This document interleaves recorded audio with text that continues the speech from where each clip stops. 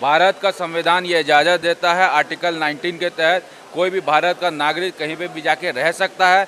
Congress party को अब ये जवाब देना है कि क्या शिल्पी नेहा तिर्की यानी कि कांग्रेस पार्टी संविधान को मानती है कि नहीं मानती है।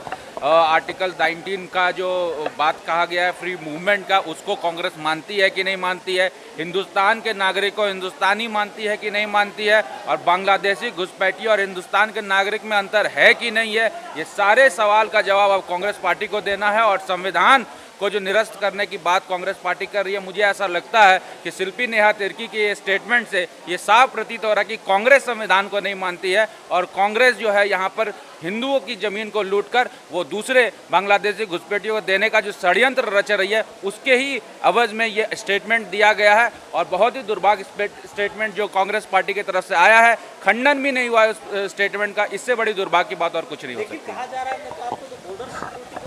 मैं क्या कह रहा हूँ कि सबसे पहले शिल्पी नेहा तिर्की ने जो स्टेटमेंट दिया है कि भारत का नागरिक भारत में ही नहीं रह सकता है कहीं पे भी जाके, ये सबसे बड़ा दुर्भाग्यपूर्ण बात है। आपने ये बात शिल्पी नेहा तिर्की और कांग्रेस से पूछनी चाहिए कि कांग्रेस संविधान को मानता है कि नहीं मानता है। दूसरी बात, जो आप ये कह रहे हैं कि बॉर्डर को सील करनी चाहिए, आप ये बताइए कि एससी के जाति सर्टिफिकेट पे आज अल्पसंख्यक कैसे यहाँ पर राशन कार्ड बना रहे हैं। राशन कार्ड बनाना, यहाँ पर आधार कार्ड बनाना किसकी जिम्मेदारी है, केंद्र सरकार की कि राज्य सरकार की? यदि राज्य सरकार की जिम्मेदारी है तो आपने कितने फर्जी लोगों को यहाँ से चिन्हित करके केंद्र सरकार को प्रस्ताव भेजा है? जब कोर्ट भी आता है, कोर्ट का भी फैसला हाई कोर्ट का आया कि डीसी अपना प्रतिवेदन दे, तो डीसी क्यों नहीं उपस्थित हुआ हाई कोर्ट में? क्या साजिश चल रहा है? क्या राज्य सरकार सबको रोक रही है? ये सबसे बड़ा सवाल है।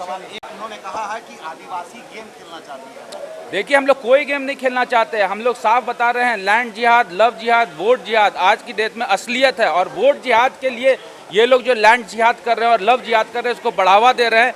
कोई कार्ड की बात नहीं है। आदिवासियों की जनसंख्या 10% घटी है, सरकार को मानना चाहिए। और सरकार इस पे क्या काम कर रही है, सरकार को उत्तर देना चाहिए। यदि सरकार आदिवासियों के हित को लेकर सत्ता में आती है और CNT SPT एक्ट का उल्लंघन हो रहा है उस पर चुप बैठती है, आदिवासी समाज का जो डेमोग्राफी चेंज हो रहा है उस पर चुप बैठती है, और इसके साथ साथ पाकुड़ में जाकर आदिवासी समाज जब प्रोटेस्ट करते हैं उसको जब लाठी मारती है, तो सरकार फिर आदिवासियों के हित की बात करने वाली सरकार कहाँ बची? ये हम लोगों का कहना है।